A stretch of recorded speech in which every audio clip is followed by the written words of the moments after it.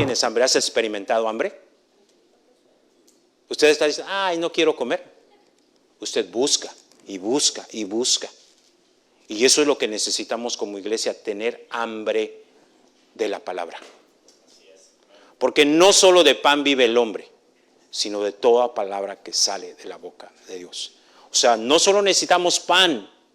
Pan es una parte. Necesitamos también palabra de Dios. ¿Y cómo podemos comer la palabra? Al escudriñar las escrituras.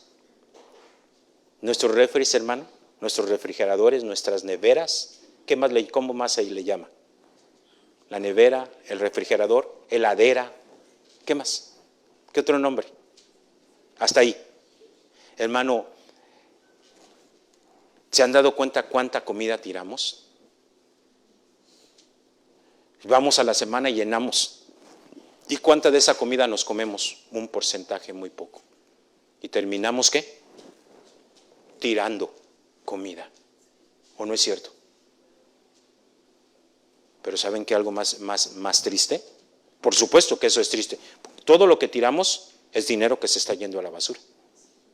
Que podría estar en un cochinito, en un piggy bank, en una alcancía, no sé. O en el banco, en algún lado. ¿Pero está dónde? En la basura. Por una sola razón, porque no comemos. Lo mismo pasa con la palabra de Dios. Estamos perdiendo mucho. Deberíamos de estar, hermano, fuertes, hermano, porque tenemos 66 libros de la Biblia para comer y en eso está todo el menú que hay. Yo sí le aseguro de esto. Ahí usted no se va a volver obeso por leer la palabra de Dios. Es que si como mucho, no. Al contrario, está todos los nutrientes que nosotros necesitamos, todo lo que necesitamos para crecer espiritualmente. Amén. Entonces, por eso es que estamos aprendiendo esta serie acerca de la importancia de la palabra de Dios. Yo necesito entender eso. La palabra de Dios es importante. A lo que yo considero que es importante, le doy prioridad. ¿No es cierto? ¿Cuántos dicen que su trabajo es importante? Bueno, que lo digamos es una cosa. ¿Saben cómo puede saber alguien que su trabajo es importante? Que usted está a tiempo. Porque dice, mi trabajo es importante y llega, ¿a qué horas entra? A las 7 y está llegando a las 8 y todavía con sueño. No, todavía eso de 20 minutos estirándome. No, otra, es más. En el trabajo. Todavía trae uno la cara de almohada, ¿no es cierto? Y de aquí a que calienta motores y de aquí a que hace ejercicio, a las 8:45 comienza a trabajar. Y eso en cámara lenta, porque todavía no ha calentado. ¿Entienden el punto? ¿Alguien puede decir, mi familia es importante? ¿Alguien puede decir, mi familia es importante? Bueno, decirlo es muy fácil. ¿Cuánto de nuestro tiempo, cómo le damos importancia a nuestra familia? Lo que nosotros consideramos importante, le damos prioridad. ¿Cierto? Le damos la mejor calidad de tiempo. Bueno, si nosotros decimos que la palabra de Dios es importante, ¿cuántos pueden decir que la palabra de Dios es importante? ¿La palabra de Dios es importante? Dijo alguien, no sé para quién, para mí todavía no. Porque ni le damos prioridad y porque no le damos el tiempo que debería de tener. ¿A cuándo le damos la prioridad a la palabra? Cuando ya casi me voy a dormir y apenas comienzo ¿de qué se trató? ¿Saben cómo es? Es como que alguien, un esposo puede decir, mi esposa es mi prioridad. ¿Puede decir alguien? No, solo uno. Mi esposa es mi prioridad y entonces si es su prioridad, le va a dar el mejor tiempo y le va a prestar atención. Pero ¿qué hacemos nosotros? Mira que te quiero hablar, sí, háblame. Y en menos de roncando. ¿Entienden el punto? Entonces necesitamos entender que la palabra de Dios sí es importante es relevante, hermano. Significa que tiene trascendencia para nosotros. O sea, ahí está todo lo que nosotros necesitamos. No hay más. Entonces necesitamos crecer en eso y entender que, hermano, si no escudriñamos las Escrituras, si no leemos la palabra de Dios y no le damos la importancia, hermano, te diga, por eso, pastor,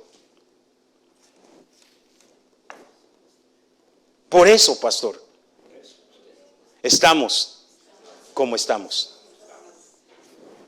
Simple. Si hay una persona que está luchando con el pecado, es porque necesita fortalecerse en el Señor. ¿Y cómo lo va a recibir? Por medio de la palabra. Si cada vez que tiene que tomar una decisión se equivoca, necesita de la palabra de Dios. ¿Por qué? Porque la palabra de Dios nos va a dar dirección, nos va a dar sabiduría. Mira lo que dice la Biblia. Esto es lo que dice la Biblia. Uno anda de, ¿cómo le hago? Digan, ¿cómo le hago? ¿Qué? ¡Ay, tan difícil la situación! Y tú vas a la Biblia y dice Santiago, capítulo 1. ¿Hay alguno que le falta sabiduría? Digan, ese soy yo. Ok, pídasela a Dios, que Él da, dice la versión antigua, dice, sin reproches. Ese sin reproches está diciendo, no mezquinamente. O sea, que alguien dice, Señor, dame sabiduría. El Señor dice, ¡pah! Ahí te va. ¿Entienden el sentido? Entonces dejas de comerte las uñas y dejas de que el pelo se te ponga blanco o se te caiga. Porque el consejo es este. ¿Necesitas sabiduría? Sí la necesito. La Biblia dice, pídesela a Dios. Entonces, ¿qué hago? ¿Ves por qué es tan importante? ¿Y por qué es relevante?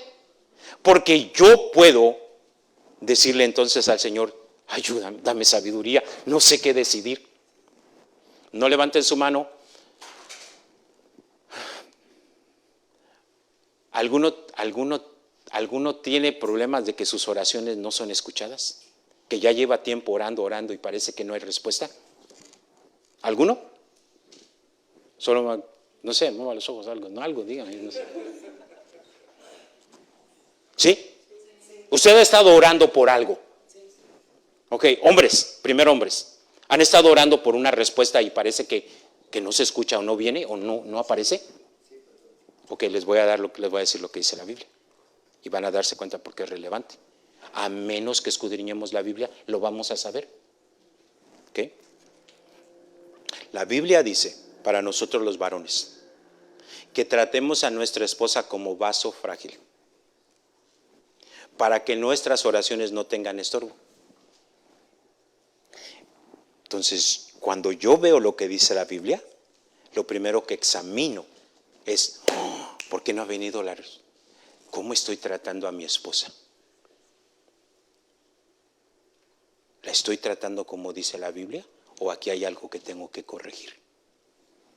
¿Cómo lo aprendo? Por la palabra. En algún momento de la etapa de nuestros hijos, de repente se ponen rebeldes, ¿verdad que sí? Nosotros fuimos rebeldes en alguna etapa cuando éramos hijos. Y uno dice, no sé qué hacer. Diga, no sé qué hacer. ¿Ok? Porque hablo con ellos y como que se ponen más rebeldes. Digan conmigo, ¿suena familiar? No, es que hablar es como que le está echando más leña al fuego. Por una sencilla razón. Porque si vamos a las Escrituras, mire lo que dice la Escritura. Y vosotros, padres, no exasperéis a vuestros hijos. Y esa palabra exasperar es como, no estés ahí de, porque haces que se enciendan ellos también la ira y se llenen de cólera y se llenen de resentimiento. Cuando los hijos de repente crecen, uno dice, ay, mis hijos, ¿por qué no vienen?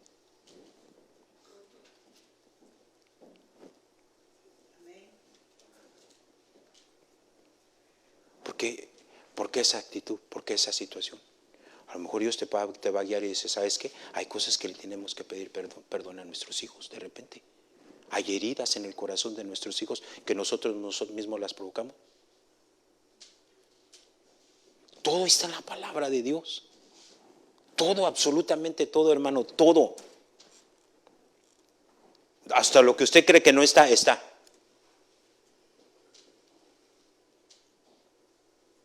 Algunas personas dicen, ay, es que, no, pastor, viera usted cuando llego a mi casa, hijo, en mi casa, en mi hogar, oh, la doña, la señora, hijo, está todo el tiempo así, con los rulos, ¿no? ¿Cómo se llama? Con los colochos, ¿no? Pero de esos de como doña Florinda, ¿no? Así de, pero sin los rulos, nada más el.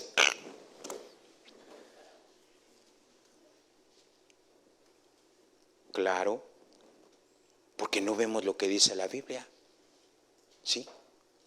Y que sabes que cuando estás ahí hablando y pones y subes más la voz, el problema es más grande, ¿no es cierto? Pero ¿sabes qué dice la Biblia?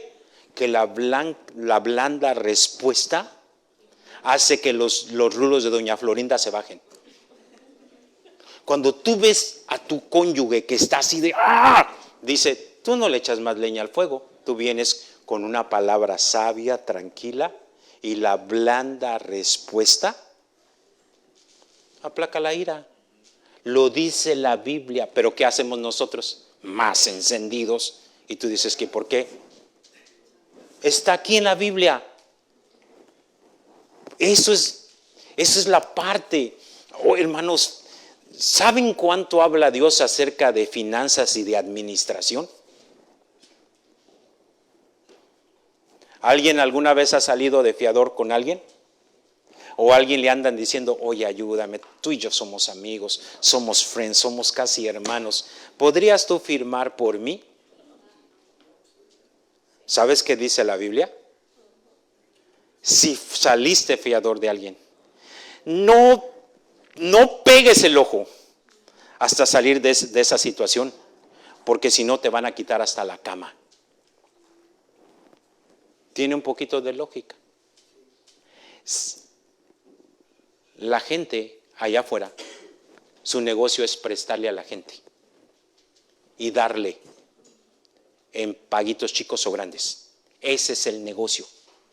Y para que a una persona no le den, si ese es el negocio, es que está grave. Y por eso están pidiendo que, no, yo en usted no confío, tráigame usted a alguien más. Entonces tú te pones, dijo alguien, la única manera de salir fiador de alguien es que tú tengas conciencia que tienes el dinero para pagar si el otro no paga. ¿Saben dónde lo dice? En la Biblia, en el libro de los Proverbios. ¿No lo dice? Dice que incluso solamente de observar a las hormigas podemos aprender sabiduría. Y todo está ahí. ¿Pero qué hacemos nosotros? Pues lo menos que queremos es escudriñar. ¿Y pues por dónde va a venir? Y por eso entonces de repente vivimos las situaciones que vivimos. Entonces necesitamos, no sé, esta es mi oración, hey, ahí está todo lo que necesitas. El consejo, la instrucción, la sabiduría, las directrices, todo, hermanos. ¿Me entiende? Para toda etapa, si eres hijo, si eres padre, si eres novio, si eres novia, si eres abuelito, abuelita, todo está ahí. Cualquier situación. Y lo único que tengo que hacer es escudriñar las Escrituras. Miren lo que vamos esta mañana, vamos a leer un pasaje que me parece, yo lo he estado leyendo durante las semanas y a mí me parece súper interesante. Hechos capítulo 17, verso 11. ¿Okay? Es más, es un texto que muchas veces no sabemos, hemos citado, es fácil de aprender. Y dice capítulo 17, verso 11 del libro de Hechos.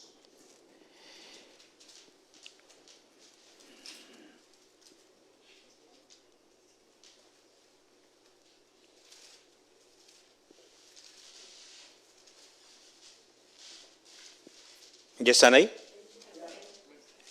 Hechos 17:11. Y estos eran más nobles que los que estaban en Tesalónica. Tesalónica, sí. Pues recibieron la palabra, dice aquí, con toda solicitud, escudriñando cada día las Escrituras para ver si estas cosas eran así. El verso 10. Inmediatamente los hermanos enviaron de noche a Pablo y a Silas. ¿Hasta dónde? Hasta Berea. Entonces, ¿quiénes eran los del verso 11? Los de Berea. Los de Berea eran los que eran más nobles que los que estaban en Tesalónica. Es como si pudiéramos decir nosotros, no sé, una idea. Como hoy tenemos varios de Mofesboro, los de Mofesboro eran más nobles que ¿quiénes? Que los de Nash. Híjole. ¿Entienden el punto? Era de un lugar a otro. Y dice que eran más que, más nobles. Esta palabra nobles ahí no significa, no tiene que ver con realeza o con no tiene que ver con eso.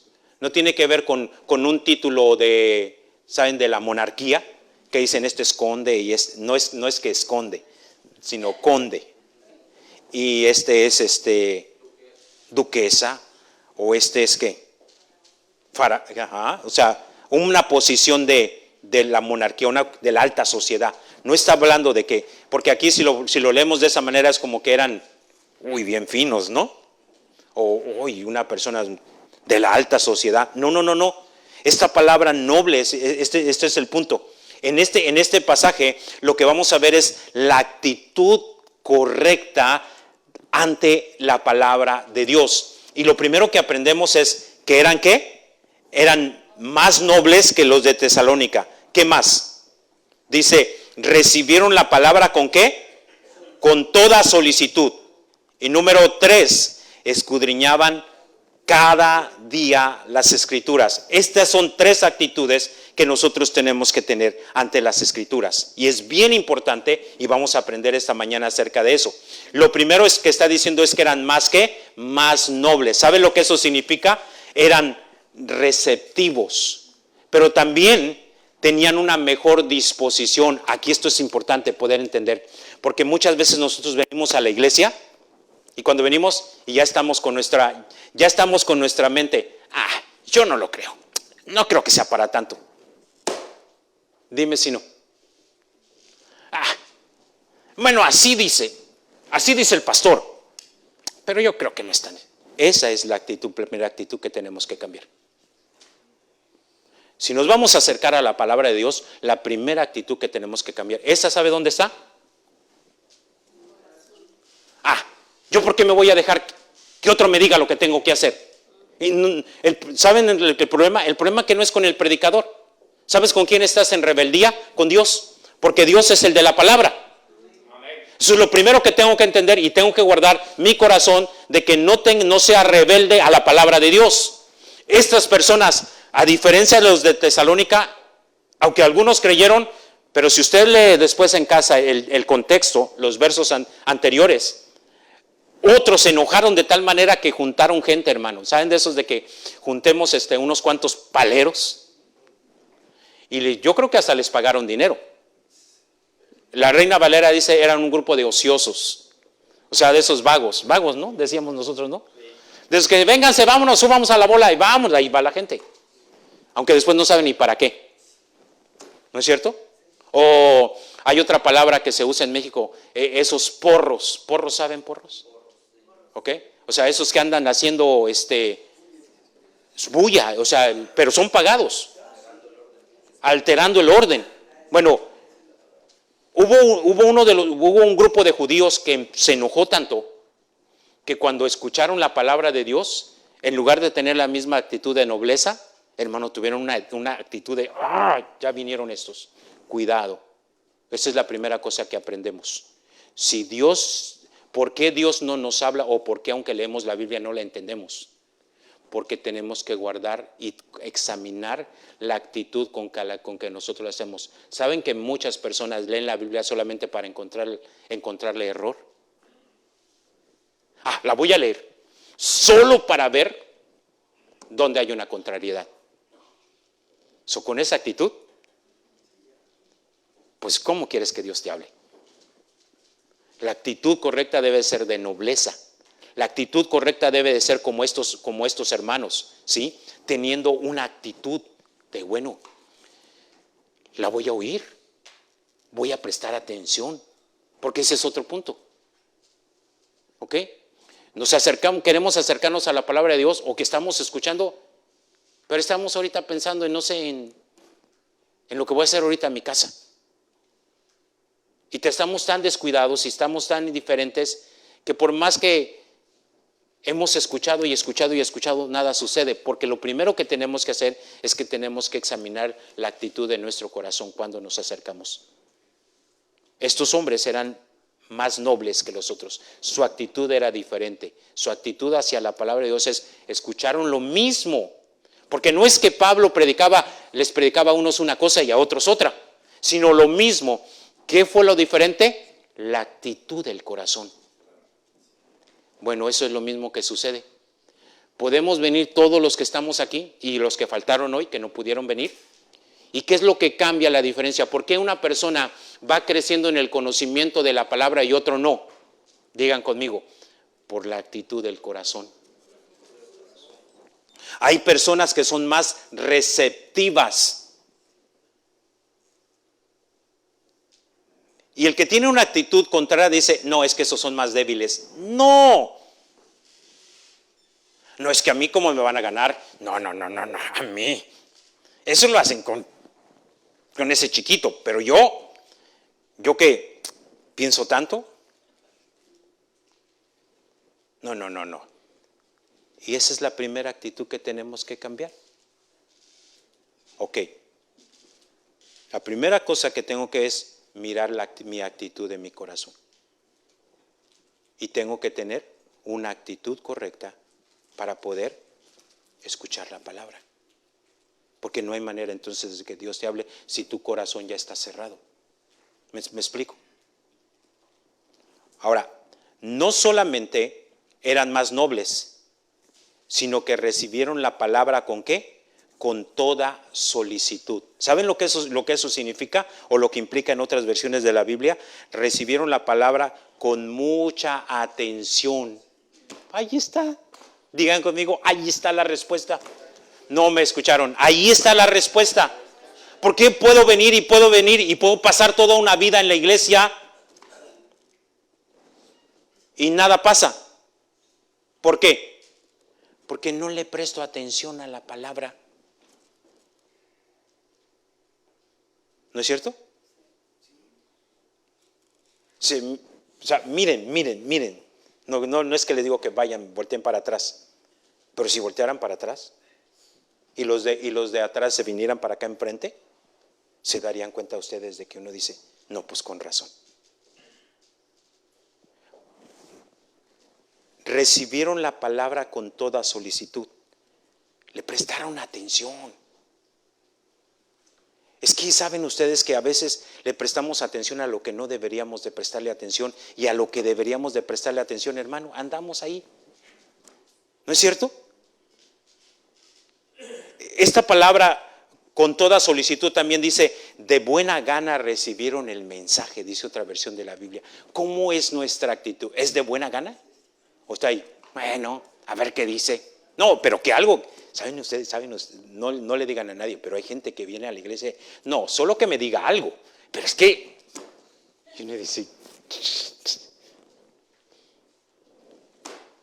y todavía alguien dice, solo faltó que dijera mi nombre. Bueno, gloria a Dios por eso, porque lo entendiste, que era para ti. O otros todavía terminan peleándose con alguien, ¿no? Que alguien lo invitó y dijo, ¿le contaste al pastor o qué? Ajá. Entonces, ¿ven? Recibieron la palabra con toda solicitud. Estuvieron dispuestos a escuchar con gran interés. O sea, cada vez que nosotros nos acercamos a la palabra de Dios, tenemos que hacer lo que para prestar atención y con gran interés. ¿Se acuerdan cuando íbamos a la escuela y que solamente leíamos porque teníamos que leer, pero hay una gran diferencia cuando leímos algo que nos interesó? ¿Se acuerdan de esas historias? ¿Se acuerdan de esos tiempos de ir a la escuela y tienes que leer la lección porque la maestra dijo que de tal página a tal página hay que leer? Y te ponía así, ya. Y le decía, ¿de qué se trató? Ah, quién sabe, pero yo ya la leí. Eso es lo mismo que nos pasa con la escritura. Ah, ya lo voy a leer, ya, porque el pastor ya mandó el texto. ¿Y de qué se trató? ¿Y qué aprendió? ¿No es cierto? ¿Y cuántos vienen? ¿Cuántos pueden venir los viernes? Y andan sudando. Ay, que no me vaya a preguntar a mí, que no me vaya a preguntar a mí. ¿Por qué? Pues sí la leí. ¿Y qué pasó? ¿Sabes que la leíste, pero no le prestaste atención? Porque si le hubieras prestado atención, algo tendría que haber sucedido. Dios te tendría que haber hablado. Y entonces ahí está, ¿cómo es? Uy, y ya inventando. Porque aunque la leyó, o sea, sí, no estoy diciendo que no la leyó, pero no la leyó con el interés debido. No le prestó la atención, sino nada más como cuando íbamos a la escuela, pues, haciendo, ya la leí. ¿Y de qué se trata? Esta palabra que la recibieron con toda solicitud también tiene que ver como estaban hambrientos de aprender y la recibieron con entusiasmo. O sea, ¿saben? O sea, quiero que vean el contexto es este, ¿ok? Pablo, ¿quién era Pablo? Un fariseo. ¿Qué más? Instruido, podríamos decir, por uno de los más prominentes maestros de lo que tenía que ver con el Antiguo Testamento. Y Pablo está predicándole a judíos, porque fue a la sinagoga, porque era la manera como él lo hacía. Y primero, cuando llegaba a una ciudad, ¿sabían ustedes? La regla para que hubiera una sinagoga es que hubiera 10. Si había ya 10 judíos, podían reunirse para escudriñar los rollos, las escrituras. Entonces, Pablo iba y predicaba y compartía, y lo que hacía, eso era lo que hacía, hermanos. Usaba el Antiguo Testamento, porque para cuando Pablo está predicando todavía no existe el Nuevo Testamento. Y podía enseñarles las evidencias que estaban en el Antiguo Testamento acerca de Cristo. Entonces quiero que piensen en eso.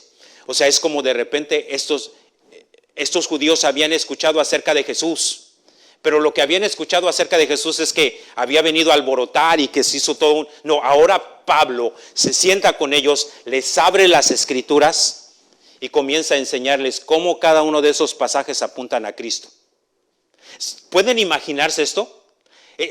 Esto es lo mismo que nos sucede a nosotros y nos tuvo que haber sucedido o nos tiene que suceder cuando nosotros estuvimos caminando en idolatría y ahora por su bendita gracia el Señor nos permite conocerlo y empezamos a abrir las escrituras y empezamos a ver todo lo que dice acerca de la salvación, acerca de Cristo, y uno dice, espérame, vuélvelo a leer. Ay, nunca había entendido. Y empiezas, cuando por primera vez eres expuesto a las escrituras y tú dices, wow, porque nunca me lo dijeron. Y tú tienes hambre, ¿de qué? De aprender. Tienes la necesidad y entonces es como, a ver, ¿se acuerdan cuando aprendieron a leer? ¿Qué sucedió? Querían leer más y querían leer más y más y más. Y dice, aquí dice ese oso. ¿Qué dice más abajo? Y comenzabas a despertar un hambre y un deseo para leer, porque ya ese oso. Finalmente sé lo que dice. ¿Me entienden lo que estoy tratando de decirles? Es que cuando nosotros entendemos eso, nosotros nos volvemos hambrientos, con hambre, con necesidad de conocer todo lo que Dios dice. Dios dice que un día va a regresar, que así como lo vieron subir, va a regresar y que fue a preparar un lugar. ¿Que va a regresar? Que no importa que si morimos un día estaremos con Él y ya no habrá tristeza, ya no habrá lamento, ya no habrá nada, hermano. Eso es glorioso. Pero solo cuando nosotros aprendemos eso y abrimos esa situación. Esto es lo que estaban haciendo estos judíos. Por primera vez alguien les estaba mostrando que todo lo que decía el Antiguo Testamento apuntaba a Cristo. Y ellos decían, ¿cómo? ¿Esto que dice el profeta? Sí, lo que dice el profeta Isaías. Porque un hijo nos es nacido, está en Cristo. Porque esto que habla, sí, está en Cristo. Y la gente estaba hambrienta. Eso es lo que está hablando. La diferencia, hermanos, a menos que tú tengas hambre, entonces es que Dios se va a revelar a tu vida. Y el Señor va, y tú vas a decir, es que yo quiero conocer más. Es que no me conformo. Hermano, que usted no tiene que conformarse a solo lo que escucha aquí. Usted tiene que ir a su casa. Usted en sus tiempos tiene que sacar las escrituras y tiene que leerlas y leerlas. Porque esa es la otra cosa que hacían. Dice que no solamente la recibieron con solicitud, sino que escudriñaban cada día. ¿Cada cuánto? Cada 8 días. Diario. Porque había hambre.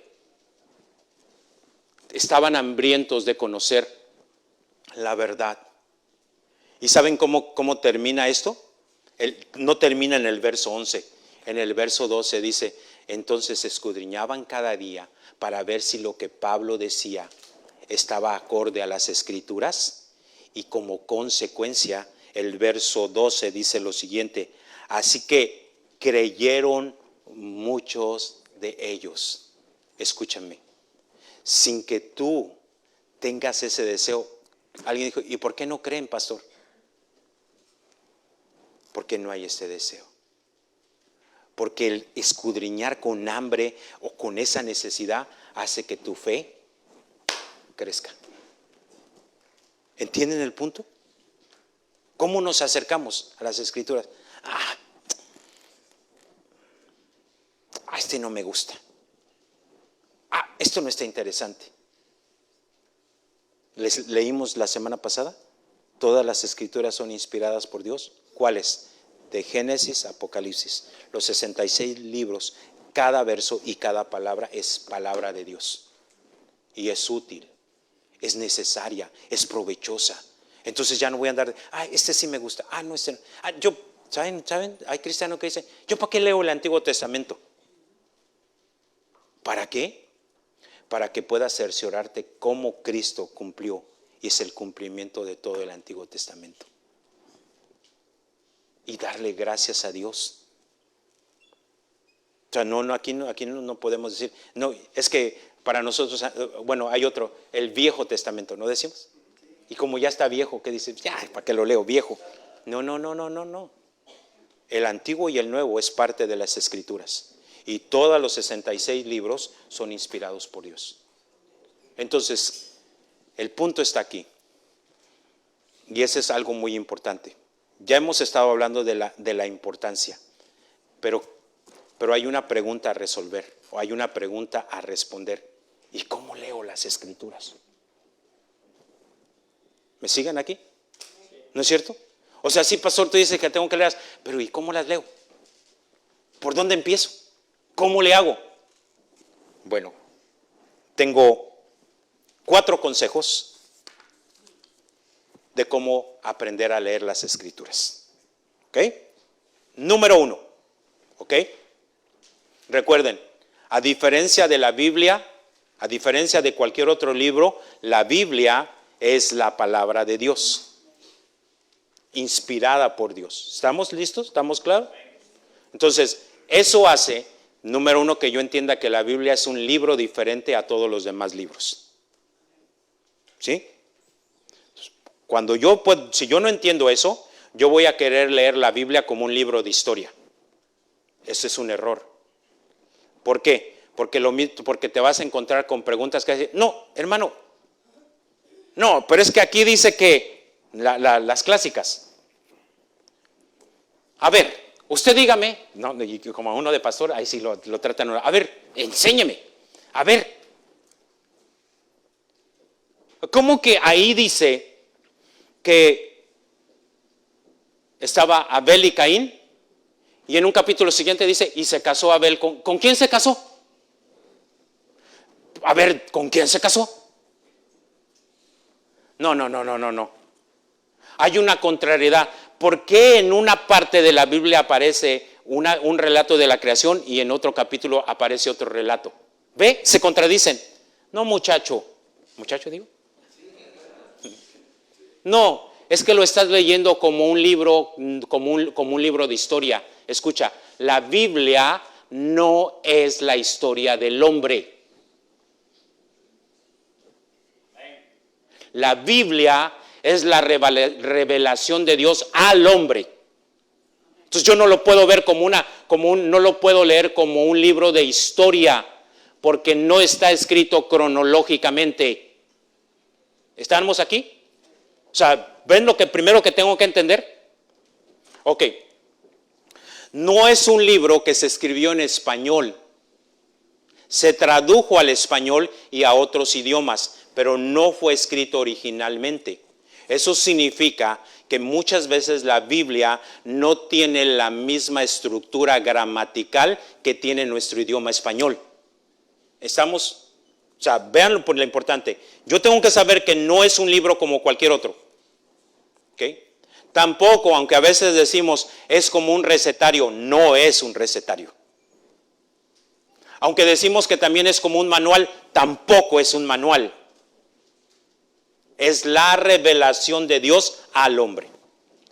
¿Y por qué no aparece? ¿Por qué no aparece qué? ¿Alguna cosa que no aparece en la Biblia? ¿Por qué no aparece qué hizo Jesús de niño?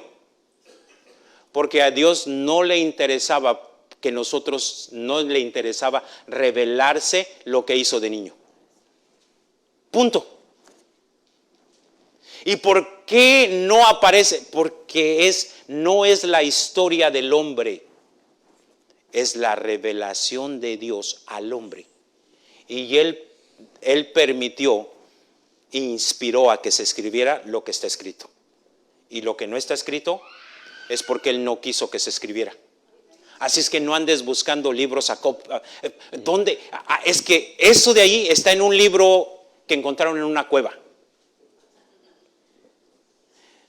No. Solamente están los 66 libros que Dios quiso que estuvieran. ¿Estábamos aquí?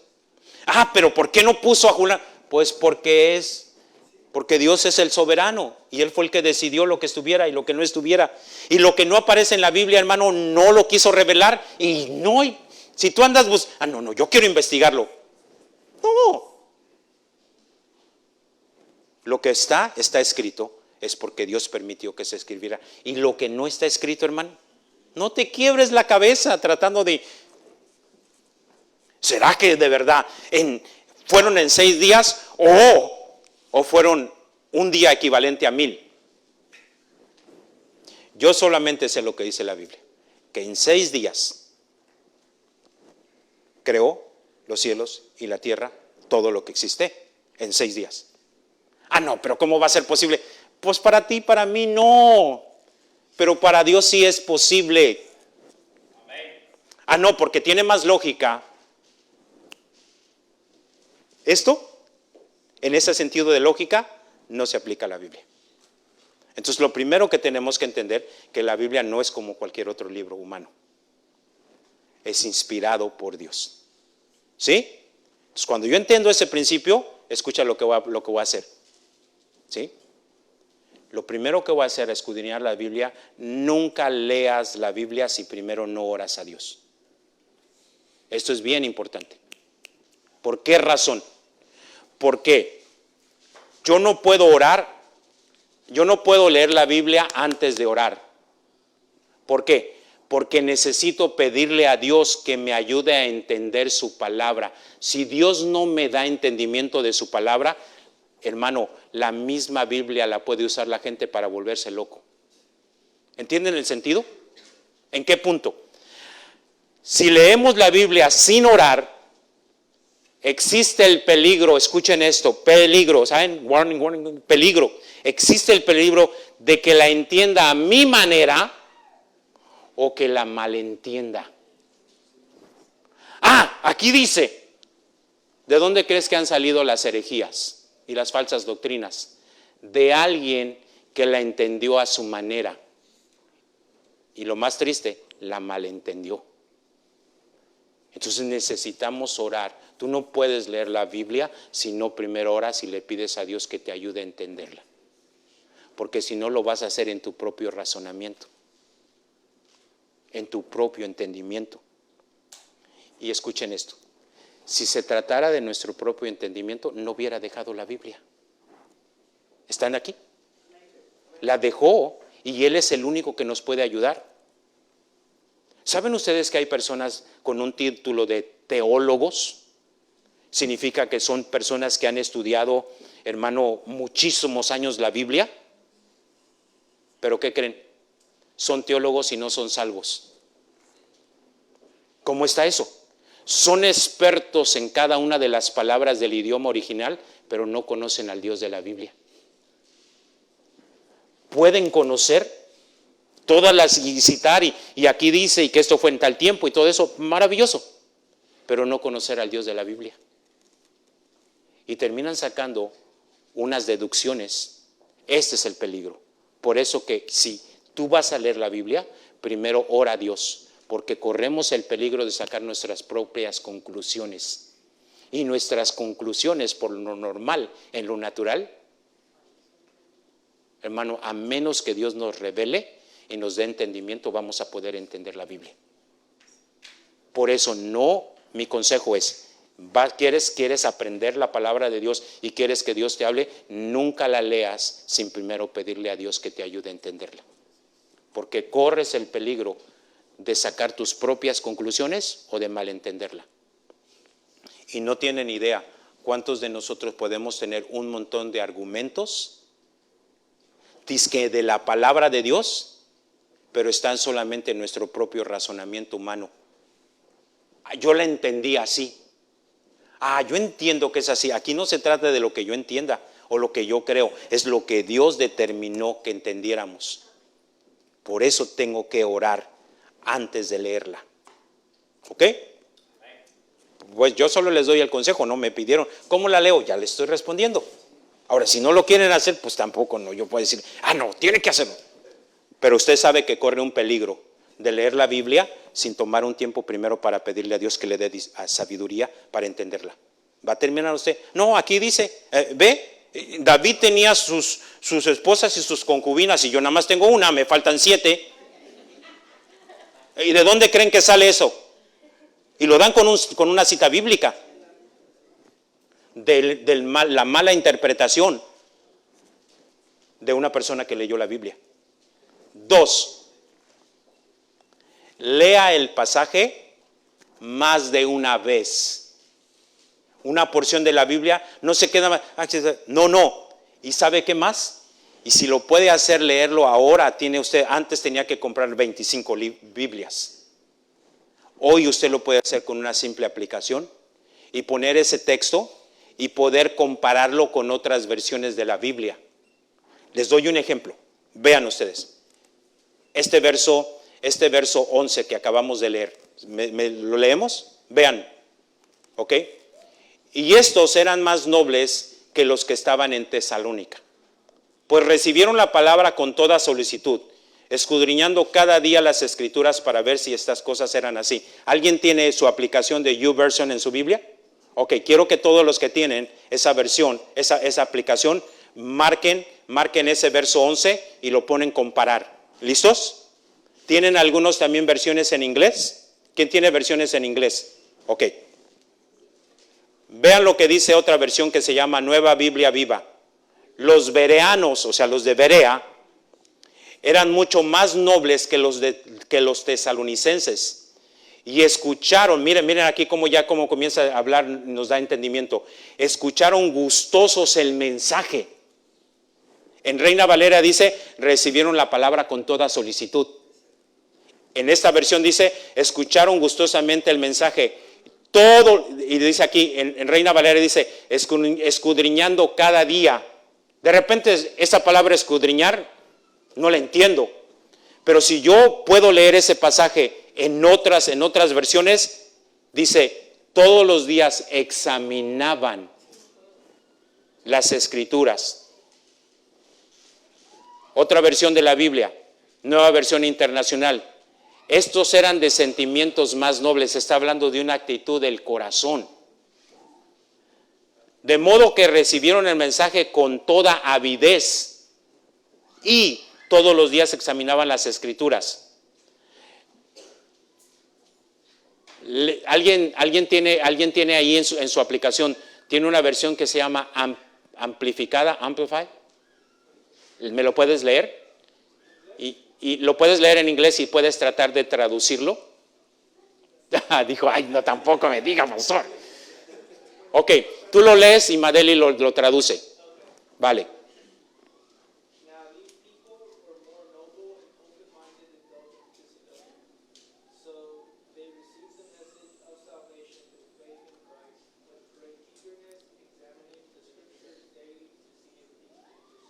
Ok, mira cuando lo traduces, estamos hablando de la Biblia, pero mira el entendimiento que te da. Madeli, tradúcemelo. Ajá. Ajá.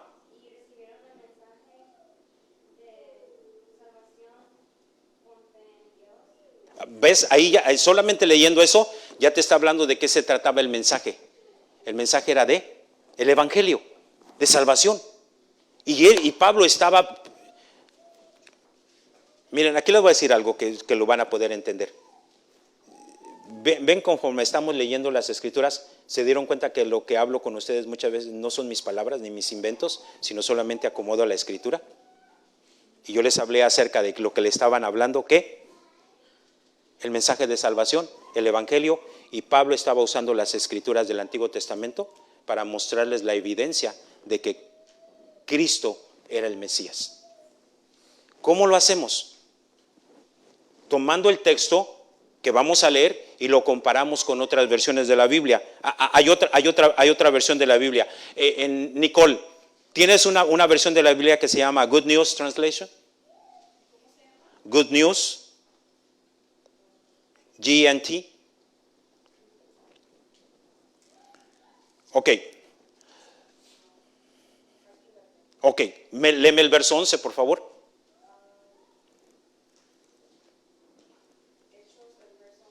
Sí, 17:11. The people there were.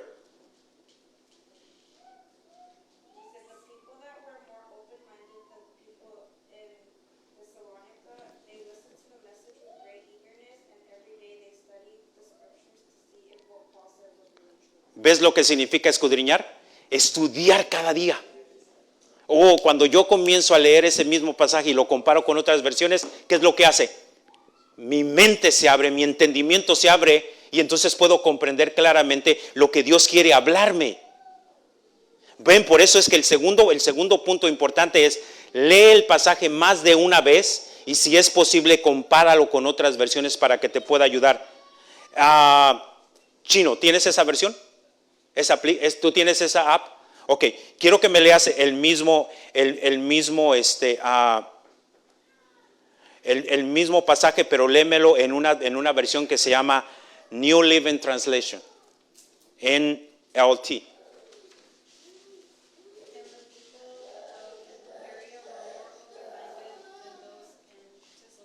Ajá.